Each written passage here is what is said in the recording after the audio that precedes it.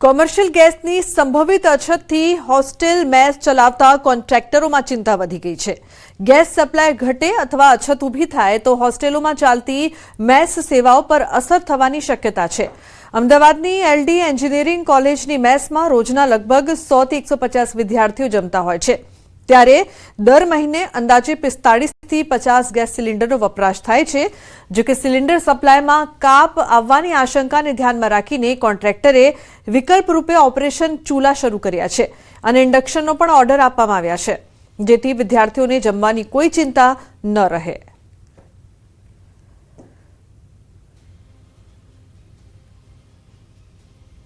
ગેસની અછત સર્જાઈ છે। રેસ્ટોરન્ટ, હોટલો અને મેસ ચલાવતા લોકો પણ ચિંતામાં છે, પરંતુ આપણી સાથે છે નરેશભાઈ કે જેઓ એન્જિનિયરિંગ કોલેજમાં આવેલી મેસ ચલાવી રહ્યા છે। નરેશભાઈ, કેટલા વિદ્યાર્થીઓ રોજના જમતા હોય છે અને એક મંથમાં તમારે કેટલી સિલિન્ડરો યુઝ થતા હોય છે? આપણે 150 થી પૂણા 200 છોકરાઓ પર ટાઈમ જમતા હોય છે અને એપ્રોક્સલી મહિનાના 45 થી 50 બાટલા અમારે જોતા હોય છે। અને અત્યારે તો હોળીની રજાઓ હતી એટલે ચાલતું હતું। અત્યારે આજથી સોમવારથી મંગળવારથી રનિંગ થઈ ગઈ છે કોલેજ ને અમે થોડો ઘણો સ્ટોક કરેલો હતો અને છતાં આગળથી આવી પ્રોબ્લેમ થઈ એટલે અમે આનું ઓપ્શન પણ ગોત્યું છે આ ચૂલા માટેનું, અને હવે આગળ આવું ને આવું ચાલશે તો અમારે બહુ તકલીફ પડવાની છે। તો અત્યારે તમે ઓપ્શનમાં શું આગે ચૂલો બનાવ્યો છે? ચૂલો બનાવ્યો છે અને અમે ઇલેક્ટ્રિક ઇન્ડક્શન પણ એપ્લાય કરી દીધું છે। જો કે મળી જશે તો ઠીક છે, કારણ કે એ લોકોને બી આગળ એટલી બધી માંગણી વધી ગઈ છે કે એ લોકો આવું કહે છે કે આપણે આગળનો જે ઓર્ડર છે એ પૂરો થશે પછી જ અમે આ કરી શકીશું, તમને આપી શકીશું એમ। અત્યારે કેટલા આવે છે બોટલ? અત્યારે તો જેમ માંગીએ એક આપે, ક્યારેક બે આપે એવું થાય, અને આને સિવાય અમે ઓપ્શન ગોત્યું એની પર અમે કરીને સ્ટુડન્ટને ખવડાવીએ છીએ હાલ પૂરતું તો। એટલે સ્ટુડન્ટે કોઈ ચિંતા કરવાની જરૂર નથી હાલ પૂરતું તો અત્યારે અમે આ ઓપ્શન ગોત્યો છે એટલે આમ 4-5 દિવસ માટે રહેશે તો અમે ચલાવી લઈશું, બાકી લોંગ ટાઈમ માટે આની આ તકલીફ રહેશે તો સ્ટુડન્ટને અમારે બંનેને તકલીફ રહેવાની જ છે। બિલકુલ, કારણ કે 100 થી 150 વિદ્યાર્થીઓ છે તે જમવા માટે આવતા હોય છે, પરંતુ અત્યારે ઓપ્શન છે તે શોધી કાઢ્યો છે અને ઓપ્શનમાં આ ચૂલો છે તે તૈયાર કરવામાં આવ્યો છે કે ચૂલા ઉપર રસોઈ બનાવશે। સાથે જ ઇન્ડક્શનનો પણ ઓર્ડર આપ્યો છે, પણ ત્યાં પણ અત્યારે વેઇટિંગ ચાલી રહ્યું છે કે અત્યારે જે વિદ્યાર્થીઓ આવી રહ્યા છે 100 થી 150 વિદ્યાર્થીઓ છે તે જમવા માટે આવતા હોય છે, પરંતુ વિદ્યાર્થીઓએ ચિંતા કરવાની જરૂર નથી, કારણ કે અત્યારે મેસમાં છે તે રસોઈની કોઈ પ્રોબ્લેમ ના સર્જાય તે માટે અત્યારે ચૂલાનો યુઝ કરી રહ્યા છે। કેમેરામેન પંકજ મકવાણા સાથે વિભુ પટેલ, ન્યૂઝ 18 ગુજરાતી, અમદાવાદ। તો ખાડી દેશના યુદ્ધની સ્થિતિને લઈને ટેક્સટાઇલ ઉદ્યોગો પર પણ મોટી અસર થઈ રહી છે। ખાડી દેશથી આવતો જથ્થો રોકાતા હાલાકી થઈ રહી છે। ગેસની અછતને લઈને તૈયાર કપડાનું પ્રોસેસિંગની કંપનીઓ બંધ થઈ રહી છે, તો આ તરફ કોલસાનો જથ્થો પણ આગામી દિવસમાં પૂરો થશે। 18,000 કરોડ લોકોની રોજગારી પર તેની અસર થશે। હાલમાં ઊભી થઈ સ્થિતિ જો ટેક્સટાઇલને અસર કરશે તો ટેક્સટાઇલ ઉદ્યોગને દરરોજ 2,000 કરોડ રૂપિયાનું નુકસાન થશે।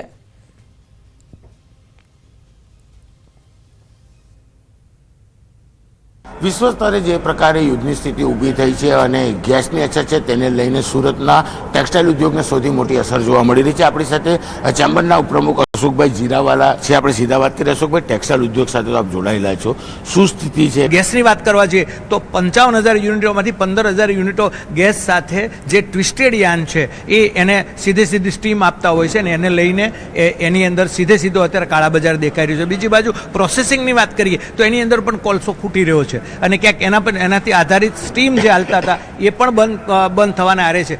જો સરકાર આના ઉપર નિગરાની રાખશે તો હું માનું છું કે થોડા દિવસ ઓર આમાં રાહત મળશે, બાકી આવનારા દિવસોની અંદર જો યુદ્ધ લાંબુ ચાલે તો આ ઇન્ડસ્ટ્રીઝને બંધ કરવાનો વારો આવશે, એમાં કોઈ મત નથી। કરોડો રૂપિયાનું, હજારો કરોડનું નુકસાન થાય, કારણ કે એવી જ રીતે પ્રોસેસિંગ, ટ્રેડર્સ, યાન અને વીવર્સ, આ ચાર જે મણકાઓ છે એ તમામને માર પડવાનો છે। આ જે અસર છે તે હવે વર્તાવાની શરૂ થઈ છે અને ગુજરાતનો નહીં પણ સુરતનો સૌથી મોટો ટેક્સટાઇલ ઉદ્યોગમાં મોટા પ્રમાણમાં રોજીરોટી કમાતા લોકોને અસર થશે અને દરરોજનું 2,000 કરોડ રૂપિયા કરતાં વધુનું નુકસાનની ભીતિ આગામી સમયમાં જોવા મળશે। કેમેરામેન જીગર ગુગલ સાથે કીર્તેશ પટેલ, ન્યૂઝ 18 ગુજરાતી, સુરત। દક્ષિણ ગુજરાતમાં કમર્શિયલ ગેસ સિલિન્ડરની ભારે અછતના કારણે હોટલ અને રેસ્ટોરન્ટ ઉદ્યોગ મુશ્કેલીમાં મુકાયો છે।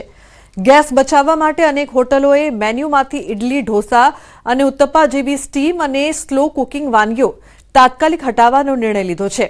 The Southern Gujarat Hotel and Restaurant એસોસિએશને રેસ્ટોરન્ટ માટે ખાસ માર્ગદર્શિકા જાહેર કરી છે.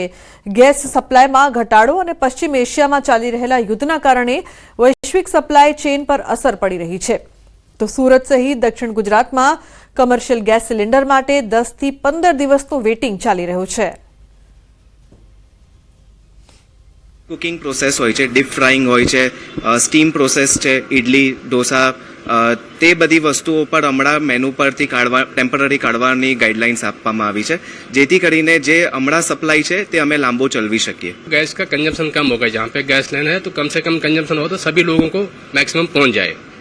और जहाँ पे गैस के बाटले वहाँ तो आज से आउट ऑफ स्टॉक हो चुके थे. काफ़ी होटल ऐसे जो हाईवे में, सिटी में, जिनके गैस के बाटले पे चलो आज से बंद हो गए, तो उनके लिए बड़ी समस्या खड़ी हो रही है कि स्टाफ को खाना पीना कहाँ से खिलाएंगे. और गैस लाइन में मिनो शॉर्ट करने का रीजन यही है कि कंजम्पशन कम होगा तो कम मैक्सिमम लोगों तक गैस पहुँच जाए, ताकि हम लोग को सपोर्ट कर सके. तो एसोसिएशन का कहना है कि हम लोग गवर्नमेंट को सपोर्ट करें, मिनो को शॉर्ट करें, लोगों को कम से कम खाने में जो भी गेस्ट आ रहा है वो संतुष्ट हो जाए, तो कंजम्पशन कम होगा तो मैक्सिमम लोगों तक गैस लंबा चल सके हमारा.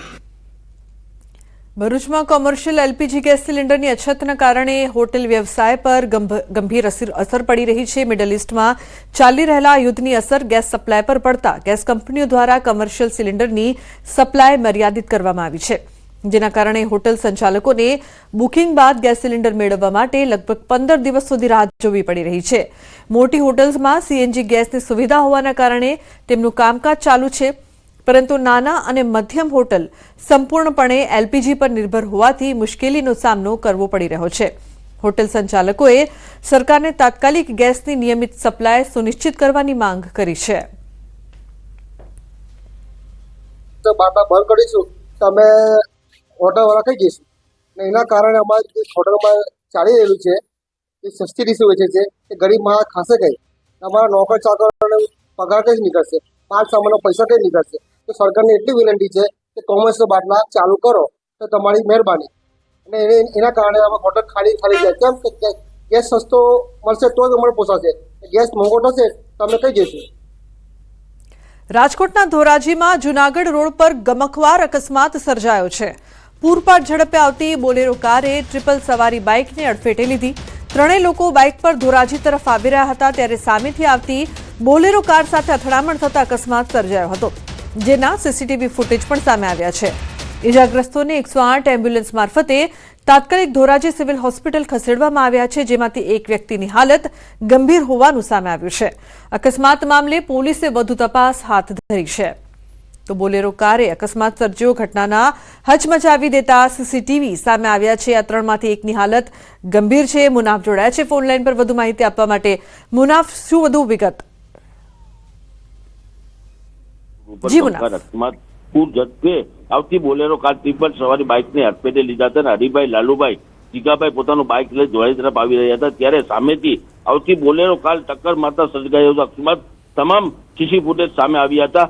જે અકસ્માત કઈ રીતે થયો હતો, કઈ રીતે બોલેરાની સ્પીડ હતી, એ તમામ સીસી ફૂટેજમાં કેદ થયા હતા. ત્રણેય ઇજાગ્રસ્તને 108 એમ્બ્યુલન્સ મારફત તાત્કાલિક ધોરાજી સિવિલ હોસ્પિટલમાં ખસેડવામાં આવ્યા હતા. એક વ્યક્તિની હાલત વધુ ગંભીર છે અને પ્રાથમિક સારવાર બાદ વધુ જૂનાગઢ રિફર કરવામાં આવ્યું છે. હાલ પોલીસ ઘટના પહોંચીને તપાસ હાથ ધરી છે. જી બિલકુલ, આભાર સમગ્ર માહિતી બદલ. તો હાલ પોલીસે આ મામલે તપાસ શરૂ કરી છે.